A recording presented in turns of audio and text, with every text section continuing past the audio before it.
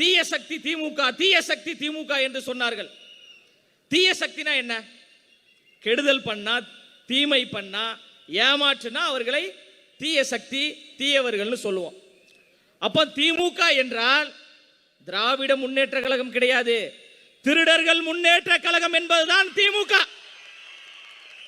அதனால்தான் தலைவர் தளபதி அவர்கள் தீய சக்தி திமுக, தீய சக்தி திமுக என்று சொல்கிறார்கள் என்றால் சும்மாலாம் சொல்லல. அமைச்சர் KN நேருன்னு ஒருத்தர் இருக்கிறார். அரசு வேலைக்கு லட்சக்கணக்கில் பணம், இடமாற்றம் செய்யணுமா பணம், எதுனாலும் பணம்.